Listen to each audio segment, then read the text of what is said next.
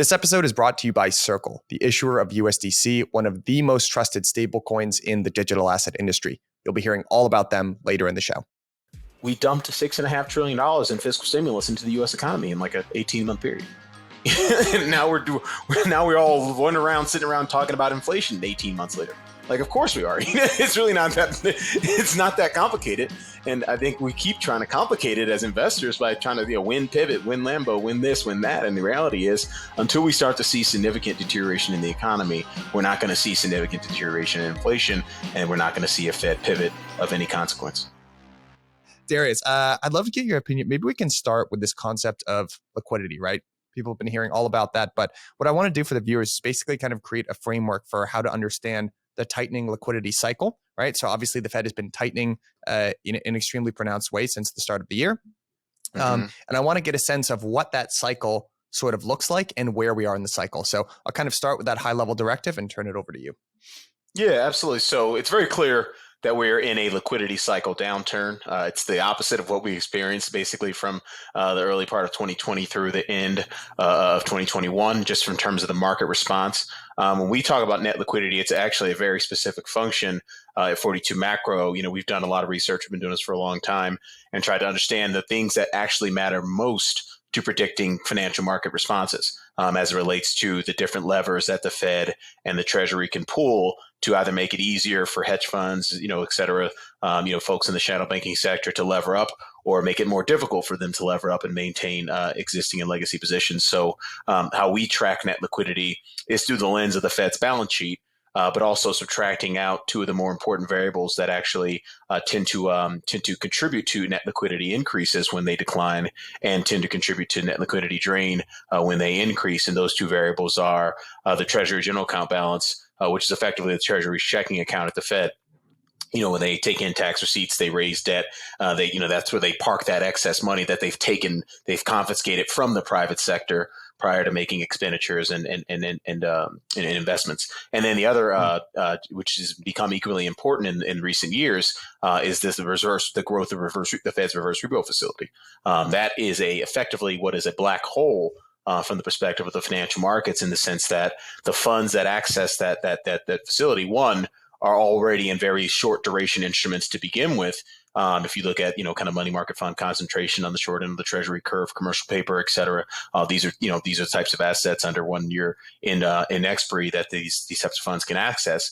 But it's even a step further when those funds allocate money with the Fed, because again, the Fed is not an entity that's going to take that repo or that T-bill, et cetera, and turn around and then relend it in the markets, and kind of create this daisy chain, if you will, of rehypothecation, et cetera, that tends to be supportive for asset markets and the broader economy. So it's effectively a black box. Before we even get into that, just so I can, I have the brain of a 5-year-old, so I love to try to explain things in those terms as well. So the way that I think of the Treasury General account is basically the checking account for the U.S. government, right? So 100%. The way I understand liquidity there is when the government is spending money, when the Treasury, the TGA account is going down, that's liquidity positive. When there's money flowing into the checking account, it means that the government isn't spending money, so it's liquidity negative. I know you're about to get into this, but help me understand how the RRP works, because it's this black hole. There's an enormous amount of assets. There's like $2 trillion right at the peak. What does that mean for if the RRP is going up? Do we think is that liquidity negative, or how do those dynamics actually work for the reverse repo facility? Well, so it's negative for a couple of reasons. One, just from a fundamental standpoint, the mere fact that there's an excess demand for something like a reverse repo facility at the Fed suggests that there's a sort of a lack of demand for taking the different types of risk amongst investors in financial markets. You can take duration risk in terms of, extending, going out on the Treasury curve, et cetera, going out to buy longer duration assets, long duration tech, example, cryptocurrencies as well. So that's one risk that investors are obviously shunning. Credit risk is a risk they could be shunning as well, in terms of not wanting to capitalize certain more risky businesses, industries, et cetera, at the various points of the economic cycle. There's also liquidity risk. How much money you want your funds tied up in longer term investments, that don't have liquidity, like things like private equity, venture capital, et cetera.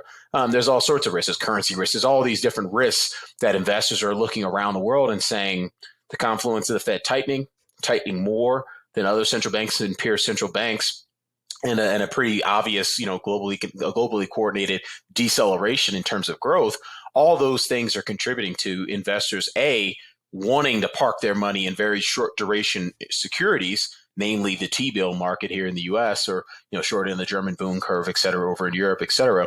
So that's step one. That's the issue that's already an issue in of itself. The secondary issue is that there's been a structural shortage and undersupply of treasury bills relative to the demand, the excess demand that is being generated by all these different macroeconomic factors. And because of that sort of lack of supply for treasury bills, investors in money market funds, or money market funds themselves, have taken all that excess cash that investors are sitting on and pumped it into the Treasury's reverse repo facility. And again, I mentioned the reason this is negative because again the structural undersupply of Treasury bills means we're not really capitalizing the U.S. government to do stuff for us, like dig holes and build bridges and roads and tunnels and pay for the fire department, et cetera, et cetera. We're literally just taking the money from the private sector and putting it on the Fed's balance sheet. And that creates a really, it really does drain liquidity from the economy and the financial markets. So that extra $2.2 trillion thereabout is money that could, in theory, be used to capitalize, things like stock market or Bitcoin, but it's not. So Darius, help me explain something, right? Because you hear these two very different things, right? The worry, right? And what I think most people think would cause a Fed pivot is illiquidity in the Treasury market, right? That's kind of if you had to put a mandate above even a mandate that supersedes the dual employment, the dual mandate of the Fed, it's making the Treasury appear solvent. Right. So on the one hand, there's all this talk that you kind of hear, right, about how who's going to be bidding at auction, like what are the next couple auctions going to look like? We're supposed to run $1 trillion deficits, right, going into the future. Who's going to want to underwrite that as an investor? At the same time, though, I just heard you say there's a structural undersupply actually of treasuries, and there's so much demand for basically short dated paper that's earning some yield that people are parking it in this black hole at the Treasury, and we're just paying off XYZ rate. So help me understand these two ideas there's a reason for this though, right? And because of that structural undersupply, the yields on T-bill matured, the T-bill instruments are actually lower than the yields you can actually take, the yields being offered by the Fed for this overnight money. And so you look around as an investor, it's like, I'm picking numbers out of a hat here. Like you can get 3% from the Fed overnight, or you can go buy a Treasury T-bill that's maturing in 1 day or 2 weeks, and it's actually a yield that's lower than that 3%. So just as a rational economic agent, you're naturally going to find yourself flowing funds into that Fed facility to the extent you have access to it. Not everyone has access to it. It's really just the large money market players. So can you give us, your sort of view on where we are in the liquidity tightening cycle? Because, for the entire year, we basically said that the Fed is embarking on QT, right, which basically entails rolling off, long-term treasuries and mortgage-backed securities, which are on its balance sheet. So we've started to see that balance sheet finally go down. At the same time, they're making money more expensive by raising short-term interest rates in general. And certainly asset markets have reacted to that. So I'd love to get a sense of, I'll just ask the one-part question here. Where do you think we are? How much further is there to go, do you think, in the liquidity tightening cycle? Unfortunately, for those of us who are probably hoping for a Santa Claus rally or something that looks like a bottom in markets and a sustained rally from here, I would, we would unfortunately take the other side of that, just given, some of these liquidity cycle dynamics that we're highlighting. So, if I can just kind of give you the headline and then kind of throw some statistics at you on the other side of that, I would have to guess, again, we're guessing here because, again, we don't have, a real crystal ball into where Fed policy is going to wind up. We have views on that based on our forecast for inflation and things of that nature, but there's no real guarantee, right? So our best guesstimate on when, where we are in this liquidity cycle is kind of like inning 7, probably bottom of the 7th inning, if you will, in terms of the tightening that we're likely to see. And for those of you, I know this is an international program, so this is a baseball reference. So there are 9 innings in baseball. I've actually had people tell me, like, when you say that, what do you mean? So to make sure that they're aware. All right, let me try to make this international. That's about the 75th, 80th minute of a soccer game. Right? Yeah, exactly. There we go. Yeah, right, cool. Exactly. Go USA. And so, never get smoked anyway, but who cares? So we're probably like somewhere in the bottom of the 7th inning. And the reason I say that is we're like, we're a lot closer to the end of the Fed tightening cycle from a policy rate standpoint. If you look at money market funds, it has the Fed, the highest probability, the modal outcome suggests that the Fed funds rate may peak around 5% in the February 1st meeting. So that's another 175 basis points from where we are today. So that's we're getting close to the end of the physical tightening cycle in terms of policy rates. But obviously, quantitative tightening is likely to remain ongoing unless, again, all hell breaks loose in the economy or financial markets along the way. The reason I say we might see an inflection in the net liquidity function is because you might start to see some positive developments on the reverse repo facility front. Once we get close to the end of the Fed tightening cycle, once it's confirmed that the Fed is no longer, hiking interest rates, and that surprise risk of upside interest rate hikes, right? Because that's what we've been dealing with all year, is we get to a place in the year on a calendar and the market says, okay, that's it. And then we get another inflation report and it's like, oh no, that's not it. We got to reprice the terminal Fed funds rate higher. And so, until we get to the end of that particular process, it's likely that all the excess funds that have flowed into money markets and have subsequently, as a function of that, found their way in the Fed's reverse repo facility, are going to start to leak out and capitalize other things. They're going to start to take different types of risks. Right now, like that money is telling you that people want zero duration, zero credit risk, zero liquidity risk. It's just like, get me as far away from taking risk as possible. And I do believe that once at the bare minimum from a fixed income standpoint, you're likely to start to see a bid return to bonds, kind of in some point early next year, just as a function of the market getting comfortable with the fact that this process is concluded from a rate surprise standpoint, policy rate surprise standpoint. But also we're actually starting to get more signals, more confirmation economically that we are likely to head for an actual recession in the U.S. economy. A couple signals on that we got last week. We had the 3-month 10-year yield curve finally invert. That, in our opinion, is a much more more accurate predictor of recessions. Has a much more tighter lead time with respect to recession. You're anywhere between 12 to 18 months after that signal. Now, again, the signal the curve needs to stay persistently inverted for it to really generate a signal, but we do believe it will remain persistently inverted. And then we got a couple of data points, from the conference board last week as well. If you look at their consumer confidence index, there's a few statistics in there that we create using some of the time series. One of them is the spread between the expectations index relative to the present situation index. And that spread is as deep, it remains as deeply negative, kind of as it's been, really in the history of the time series. And every time we've seen a persistent inversion in that time series, in that spread between the present situation and expectations index, we've always had a recession. This is data going back to the 1960s. And then they have another couple of time series in that indicator in that release as well. There's a labor differential survey that we create using the index for jobs of plentiful 6 months ahead relative to jobs not so plentiful, and that spread has declined. I want to say about 15 points off the March all-time high. It's actually all-time high it reached in March in terms of how good the labor market was, how good consumers felt about the labor market. And historically, we've never seen a 15-point spread in the matter of 7 months in this time series without an actual recession. So, we're headed for a recession. It's probably not going to happen as soon as a lot of investors anticipate it will. And that is an issue as it relates to the resilience of core inflation pressure in the economy. Can you explain why that's an issue?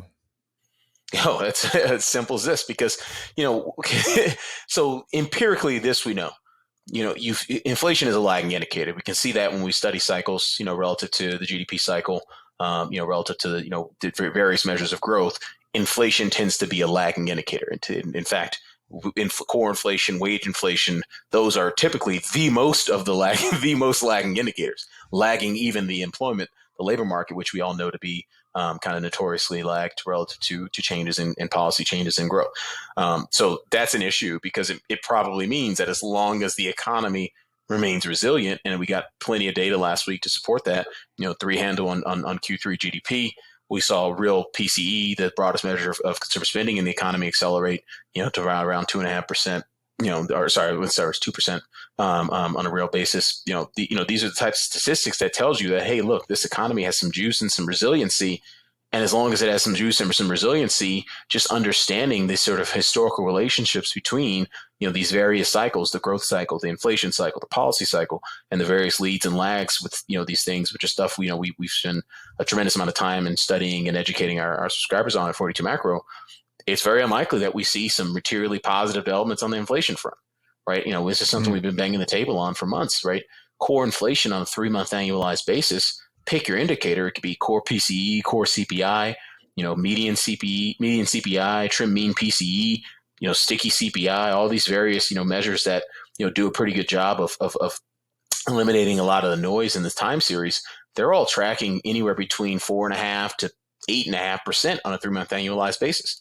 Some of the ones that I think are most important if you think about core inflation, kind of the leading indicators of core inflation, median CPI, trim mean PCE. I mean, these numbers are 6, 7, 8% still on an annualized basis, not on a year-over-year basis. Year-over-year, in my opinion, is a very irrelevant mood statistic in the context of trying to identify where the Fed is likely to change its policy setting.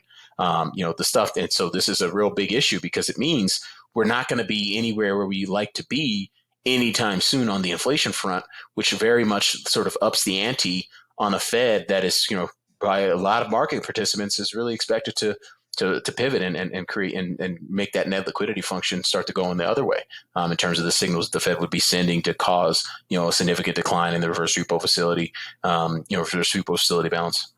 I think this is pretty similar to a dynamic that we discussed with Eric Basmajian on the show a couple of weeks ago. But basically, the Fed is looking for these indicators that inflation is slowing down, and they're very lagging indicators, right? So it's things like unemployment, CPI. Those are real economy type factors, right? And the way that what they're trying to influence is monetary policy, which happens way here at the beginning of the cycle. So if I'm interpreting you correctly, it's actually more bearish than people are maybe anticipating, because the Fed isn't going to ease off on everything that they're doing on the monetary front until they see real progress on the real economy front, these very lagging indicators that they're looking at, unemployment, CPI, inflation, that sort of thing. So until we start to see some trending right in the direction that the Fed wants to see on these very, lagging indicator type things, they're going to make it a very unpleasant place or unpleasant time to be an investor. Is that about the size of it? That is absolutely it. And it's, I would take it a step further and say, until we see some real improvement, and I'm using improvement in air quotes because what I mean by improvement, we need to see the economy actually slow.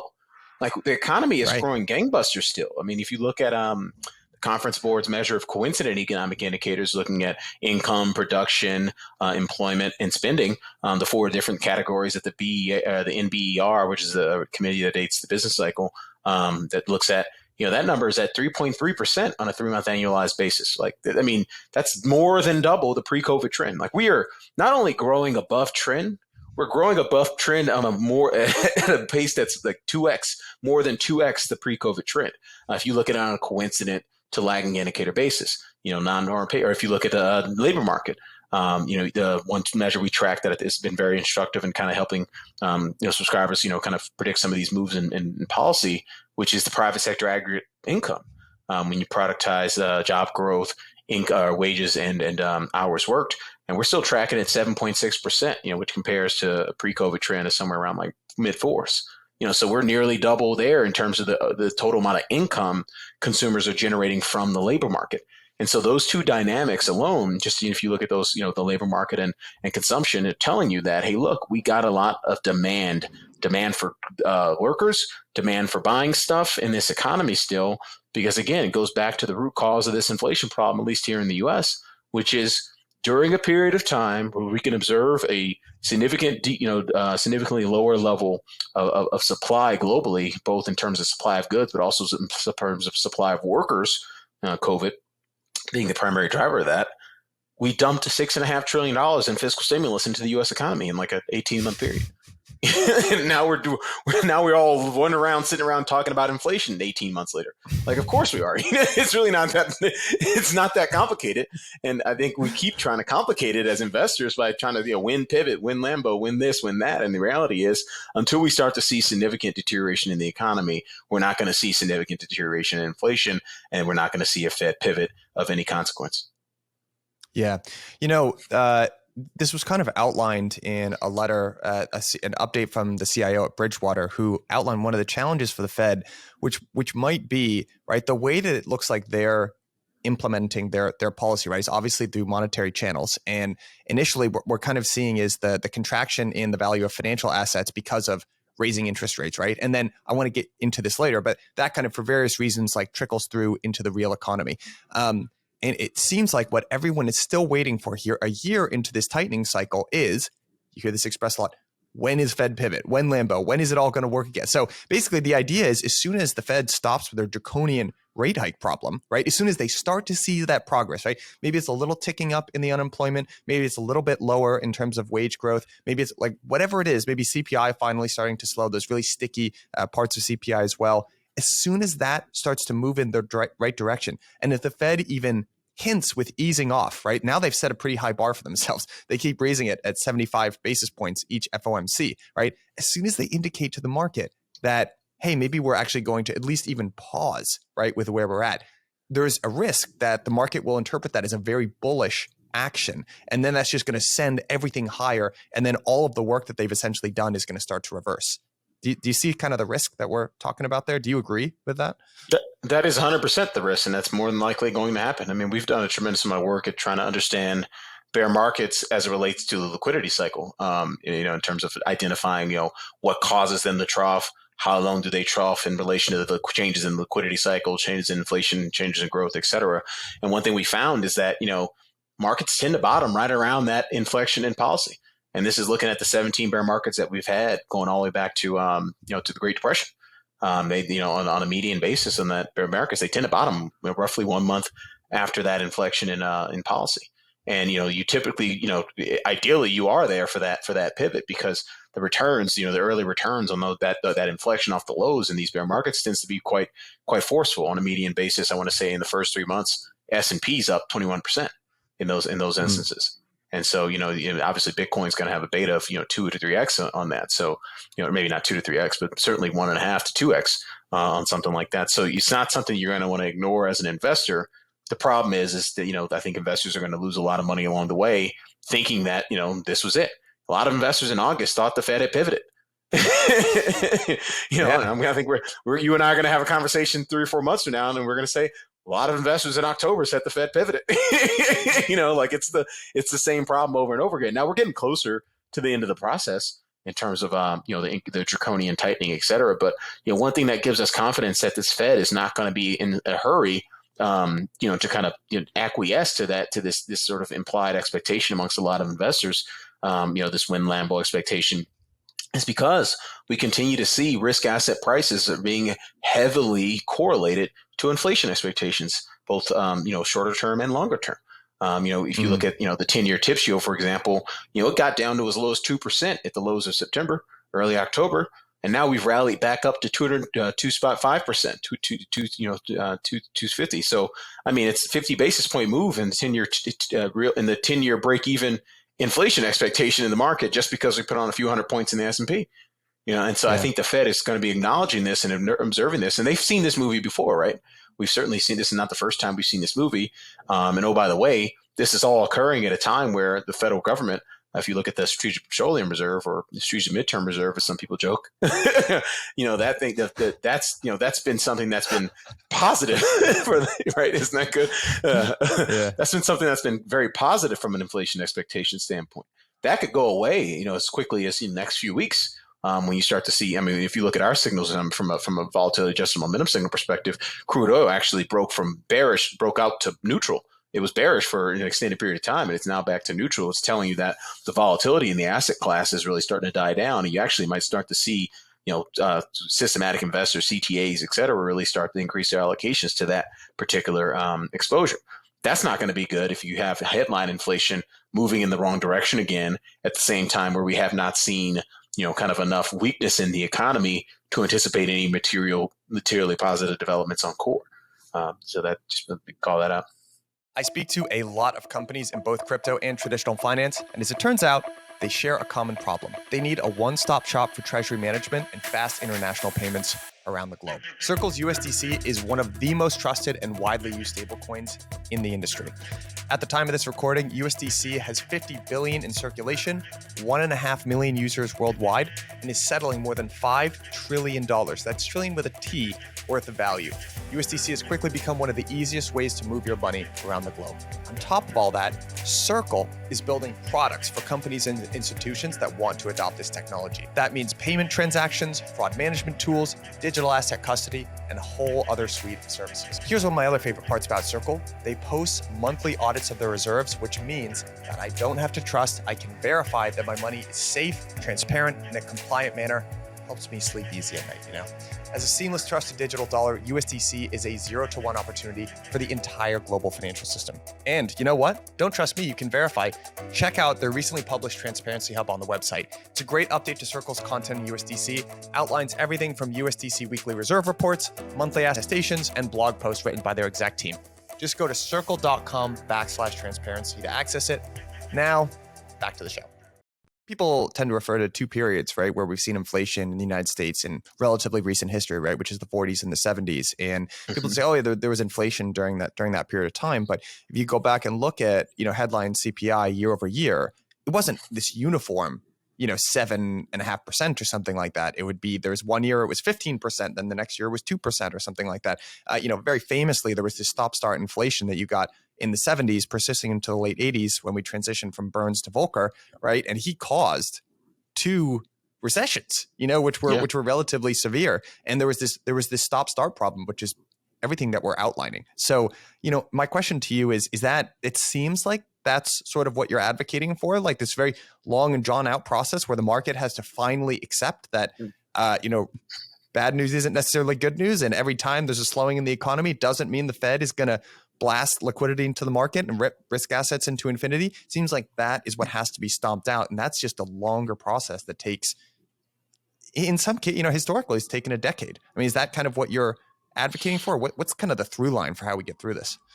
Oh, so that's an even more loaded question. So I'll say, just as it relates to this particular market cycle, like next 6 months, next 9 months, next 12 months, there's going to be a tradable low, tradable bottom, in our opinion, associated with the sort of like the coast is clear from right now. We're still not, it's not clear to investors that we are done with the process of terminal Fed funds rate expectations going higher. And we're not done with the process of the last hike being something that's on the calendar, and that's it. If we get two bad inflation reports between now and the December 14th Fed meeting, then we're going to be talking about an even higher terminal Fed funds rate expectation than 5%, and maybe hiking as late as March and April in terms of March and May in terms of that. So that process, again, we're still in the process of trying to figure that out. When we get to the point of figuring that out, I think it'll remove a significant amount of sort of tail risk from the bond market. If you look at sort of these inflation cycles, we've done a lot of work on that as well. There've been 10 of these inflation cycles in the U.S. over the last 100 years, where inflation peaked north of 5%, where headline CPI, where the peak rate of that particular cycle was north of 5%. And historically speaking, on a 3-month, 6-month, 12-month forward basis, stocks are more or less flat on a median basis. The inflation, the peak in inflation is usually not like the signal. The signal was the inflection in the liquidity cycle, which we really care about. And I think because of, kind of this, I want to say $2.2 trillion of dry powder out there in terms of the reverse repo facility, that does represent a potential inflection point in net liquidity that may not necessarily be sponsored by the Fed, but it's very much one that could actually, take place, irrespective of what the Fed is doing. Because again, we've seen the Fed, bumble its communication plenty of times before, so I wouldn't necessarily anticipate that that's not something that can't happen. Longer term, you sort of asked this question. I think it's important to kind of separate the medium term to longer term from this. Longer term, we are very much of the view, and have been all year, that the end of this process is going to result in another positive revision to the Fed's inflation mandate. If you go back to the summer or the summer of 2020, right before Jackson Hole, in and around Jackson Hole, the Fed revised its labor market mandate to include, maximum inclusive employment, thinking about sort of some of the more disaffected groups who've historically been kind of, left behind with respect to the labor markets. And then they changed the inflation target to an average inflation target. kind of trying to make up for the persistent shortfall that they've achieved in the previous, decade or so. And so now we have this average inflation target with this maximum inclusive employment mandate. That's what allowed them and gave them the confidence to, quote unquote, let the economy run hot. Remember, we kept hearing that from them in 2020 and 2021. Do. Yeah, no, totally. And now this is the hot economy, and now they're trying to deal with that issue. So ultimately, I think where we're going with this is by the time we get into the actual recession part of this whole process, because again, it's a process, it's a multi-year process. Again, that 3-month, 10-year yield curve inversion last month tells you that we're probably not going into recession until the end of next year at earliest, maybe even 2024. And so, this process, by the time we get to this end of this process, instead of talking about the unemployment rate going from 3.5 to 5, we're going to be talking about it going from 5 to 7. And it's our belief, just based on the changes we've seen to the FOMC from a compositional standpoint, and also the actual changes because they rotate, the governors rotate. Like Mary Daly, for instance, will be voting next year. She's very dovish, or at least historically has been. It's very likely that board, that chair, that committee is going to be, looking around saying, do I really want to go from like 3% inflation to 2 and have to see an unemployment back up another 200 basis points because of that? Or can I just stop here at 3 and stop here at 5%, the unemployment rate? And I think if the answer is, do we trade 200 basis points of incremental, job loss in terms of the unemployment rate for an 100 basis points of incremental disinflation? I think the answer is very clearly no on that. And it will be very clearly no on that from a political standpoint, because don't forget, we'll be a lot closer to the 2024 election at that point. And I don't think that they're going to get the same kind of support from the Biden administration on, fighting inflation, when there's real kind of political cost at the line. Right now, there's no real political cost. In fact, we would argue fighting inflation is the number one thing they can do. The Democrats in charge can do to actually help themselves at the polls. That won't be the case, when people are actually losing their jobs, 18 months from now. Darius, I'd love to get your thoughts on if and when you think funding costs for the government becomes an important factor here, right? So Right now, what we're discussing. You don't think so? I've been doing this. I've been doing this for 14 years. I've had probably well over 4,000 meetings across the buy side. I've not had one buy sider ask me about this kind of stuff. Not one time in over 4,000 meetings. It's the stuff of FinTwit, man. The U.S. government is at the very top of the world's capital structure.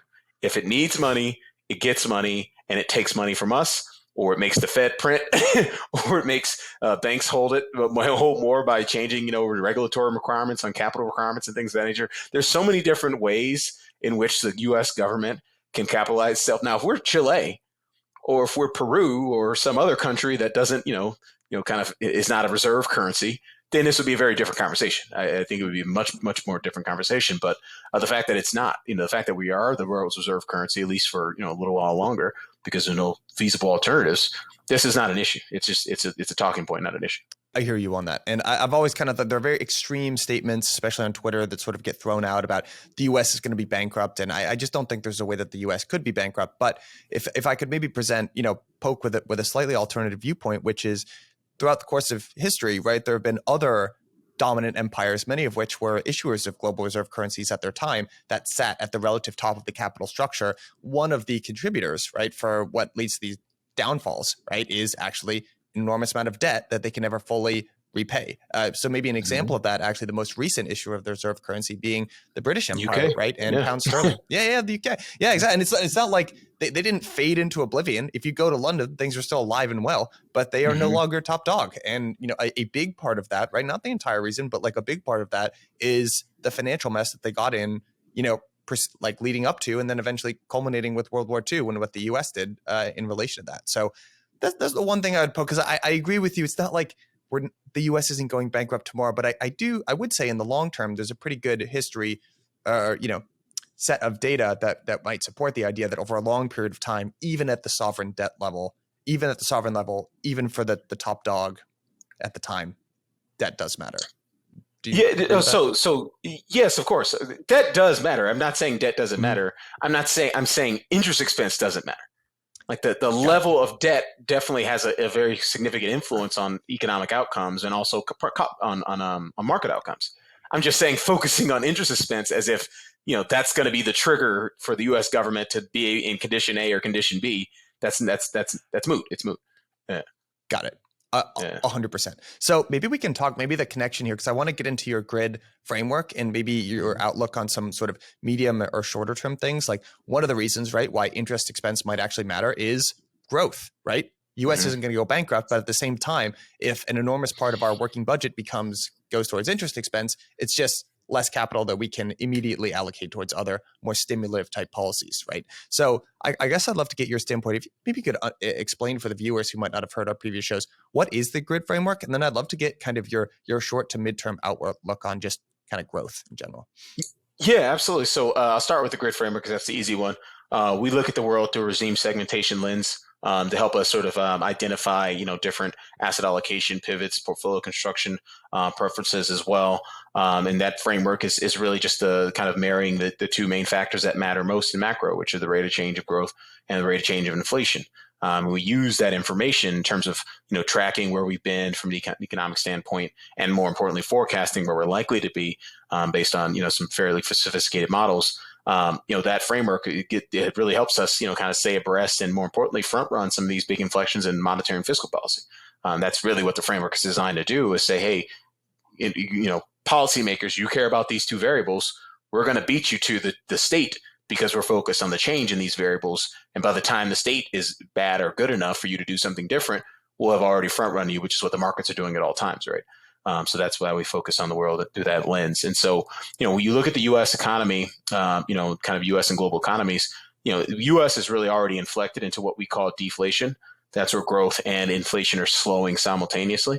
Now, growth and inflation are slowing from above trend paces. So in terms of, front running changes in policy, you have to understand that we are still very much above trend in a lot of these key indicators. And it's going to take a while for them to get to levels that sort of correspond to policymakers making changes, although based on the guidance we receive from the Fed, and more importantly, I think the dot plot, which, just as a tangent, is a very important signal from my perspective that I don't hear enough investors talking about. The Fed is forecasting a 200 basis point decline in core PCE over the next 15 months. There's never been a 200 basis point decline in core PCE ever without a recession. The Fed is forecasting a 90 basis point increase in unemployment, in the unemployment rate over the next 15 months. There's never been a 90 basis point increase in the unemployment rate without a recession. The Fed knows this. There's 400 PhDs over there.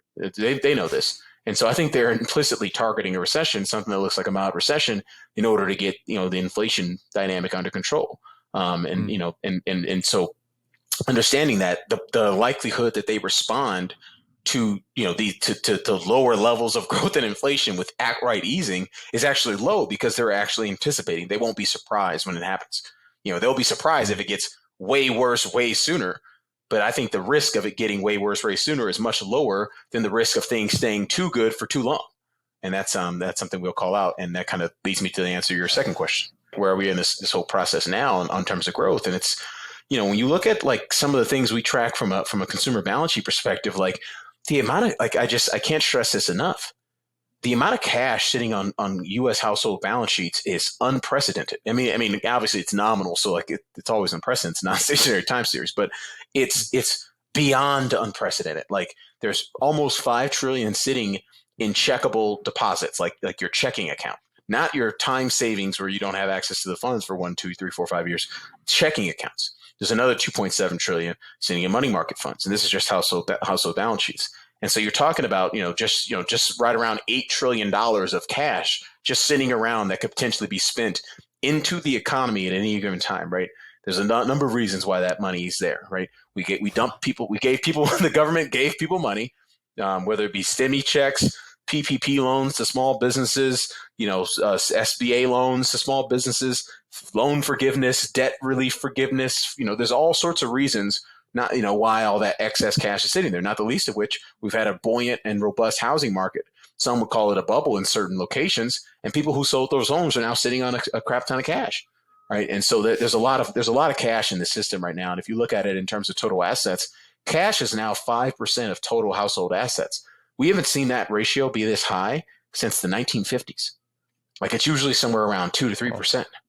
And so it's a lot. There's a lot of money, like the cash as a percent of disposable personal income. Let me pull this up real quick. So I'm speaking to the right numbers for the audience here. But I know that here we go. So cash as a percent of disposable personal income at 41%, that's like 2,000 basis points higher than it's ever been. If you look at household debt to disposable personal income, it's been very stable. It's somewhere around, just like 85% for really the past 5, 6, 7 years. If you look at it where it was, kind of heading into the global financial crisis, that number was right around 115%. And so like household balance sheets in excellent shape. And then corporate balance sheets in excellent shape too. If you look at corporate cash as a percent of their assets, it's around 4%. That's the highest number we've seen. It's been coming down over the last few quarters, but prior to this last few quarters is the highest number we've seen since the 50s. You look at inventories as a percent of total assets are only down at 6% of total assets. That compares to a long-term mean of 9 to 10%. Corporate debt as a percent of total financial assets is only right around 0.4%. That hasn't gone anywhere in 2 decades. And then you look at floating rate debt, only at 33% of total corporate debt. That's it's down from previous cycle peaks. So if you look at it just from a sectoral balance sheet perspective, there's a lot of resilience still built up in this economy. And so again, I think the risk that we don't slow fast enough and the Fed has to continue to respond to resilient core inflation over the next 3 to 6 months is actually quite high. And this is something we've been trying to stress in our research. And one of the reasons why we don't think we're close to that investable bottom from a net liquidity inflection standpoint. Now, maybe, closing question here, I'd love to get your take on. You just were alluding to it right there. But, one of the big takeaways, I think, for a lot of people, but certainly for me during COVID, is what's happening in the real economy is not necessarily correlated to what's going on in the financial economy, right? Because we basically saw the real economy implode, and at the same time, financial assets had 2 banner years, right, back to back, and that was largely based on liquidity, what we've been talking about. When we're talking about this impending recession in the next 12 to 18 months, I guess my question to you is, does the stock market necessarily need to crater further than it already has if that recession is the case? And if not, what's your kind of target, or how are you roughly thinking about the S&P over the next 12 months? Yeah, so just from a net liquidity standpoint, if you look at kind of our projections of where net liquidity could be over the next three months, we think the market could bottom somewhere around 3,200 at some point in Q1 of next year. That makes a lot of sense to us, just in terms of some of these dynamics we've highlighted from an economic standpoint that are contributing to that continued decay of net liquidity. Obviously that'll be pretty draconian if you kind of think about that in Bitcoin terms and whatnot, on a beta adjusted basis. It's not a good scenario, but I would definitely agree with you, and I'm really glad you called it out. You're one of the few podcast hosts that I've heard actually just say that. Look, the stock market is not the economy. Like, the economy was sucked in 2020 and even in the early part of 2021, and it was just gangbusters for markets and gangbusters for crypto, and now it's vice versa. Because again, net liquidity is the most important thing in all financial markets. It's hard to predict with impressive precision on a particular interval basis, but if you get the trend right, you're going to get the trend in asset markets right. And so, in our opinion, we're not quite at the appropriate thresholds for some of these important pivots that the market wants to price in. That doesn't necessarily mean markets can't rip higher. From a positioning standpoint, there's always positioning flows, which is something we haven't talked about, but we spend a lot of time on helping investors understand those dynamics as well at 42 Macro. But just from a macro standpoint, like, the macro is actually getting worse. There's only been one really positive macro data point from the perspective of net liquidity tracking that I've seen in the last few weeks, which is the employment cost index. That's the broadest measure of wages and salaries that we get in the U.S. economy, spanning benefits, et cetera. And on a private sector basis, we slowed 190 basis points to 4.2% on a 3-month annualized basis in Q3. So that was really positive. Now, again, 4% is double what the Fed needs it to be at in order to suggest that we're getting positive outcomes on the inflation front. But that pretty significant slowdown was might have been the first real kind of shot across the bow that the sort of second order inflation dynamics that the Fed really is concerned about most, and the reason they're tightening still into an obvious deceleration in growth is because of that second order inflation, sort of this fear of the second order inflation episode. And by all indications, at least according to that data point, that fear should be kind of going should be declining. Yeah. Darius, you've been generous with your time, my friend. Clearly, viewers can tell by the conversation that we just had, but your work is super top quality. What is the best way for people to follow you, learn more about 42 Macro, subscribe to your products? Oh, I appreciate you, Mike. Thank you, man. So yeah, come check us out at 42 Macro. I kind of, my saying is we do institutional macro for everyone. So it's a very much an institutional product in terms of the quality and the kinds of tools that we use and the jargon that we're using. But we do very much do. I think we do a pretty good job of distilling it all down into helping retail investors make very specific, actionable kind of pivots in their portfolios. We try to take a holistic approach to portfolio construction as opposed to a bunch of rifle shot trades. And for better or for worse, it's really done us really well, done our subscribers really well in terms of helping them make money this year. It's been a tough year to make money unless you've had someone really kind of helping you drive the bus. 1,000%. Yeah, I could say as a retail investor who's extremely proficient at losing his own money, definitely very actionable. I think a lot of the information is correct, but also just very actionable stuff, man.